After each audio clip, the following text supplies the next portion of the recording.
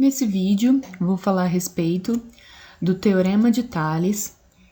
Tales aí que começou a vida como um mercador, tornou-se por esse motivo muito rico e no final de sua vida, em uma de suas viagens no Egito, conseguiu calcular a altura de uma pirâmide por meio de uma sombra.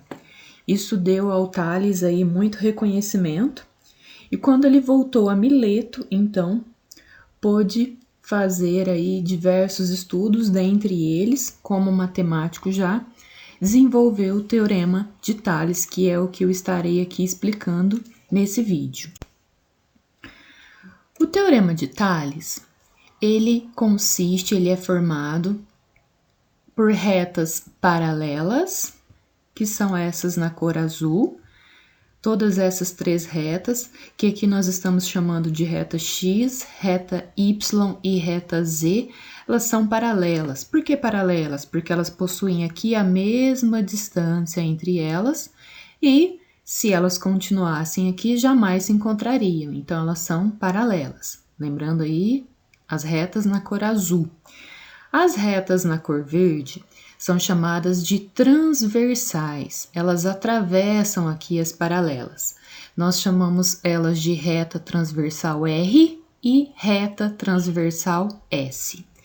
A definição do Teorema de Tales diz o seguinte: um feixe de retas paralelas determina sobre as retas transversais segmentos correspondentes proporcionais.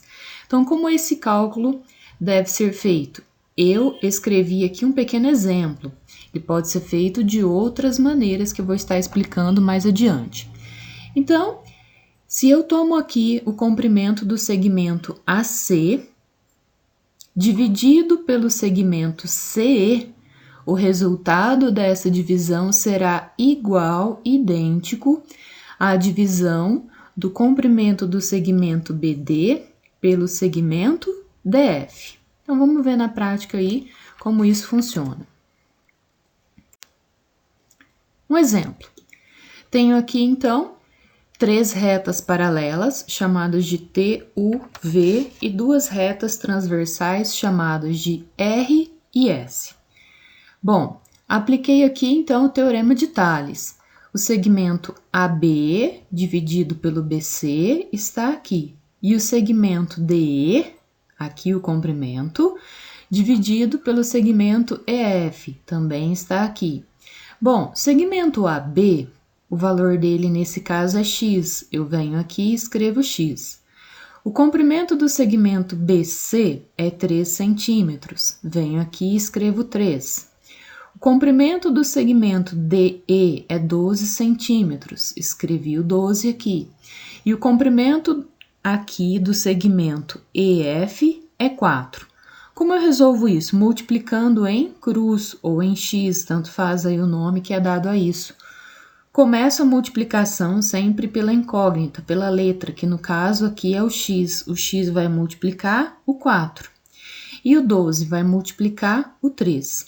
Aqui embaixo, então, eu tenho a igualdade. 4 vezes X igual a 12 vezes 3. Bom, o 4 que estava multiplicando passa então dividindo, e 12 vezes 3 é 36. 36 dividido por 4 resultou em 9, ou seja, o valor do x aqui então é 9 centímetros. Nesse caso agora, somente para esse primeiro exemplo que eu expliquei, eu vou fazer a verificação, mas a verificação ela não é obrigatória. A verificação é simplesmente para mostrar que a medida aí desses segmentos, então, foi proporcional. Então, a primeira verificação, ela pode ser feita dessa maneira, se multiplicando em cruz, ou ela pode ser feita dessa maneira, realizando as divisões separadamente. Montei aqui o Teorema de Tales. O comprimento aí do segmento AB é 9, então substituí aqui o AB por 9, e o comprimento do segmento BC é 3, substituí por 3. Comprimento do segmento DE, 12, e o comprimento do segmento EF, 4.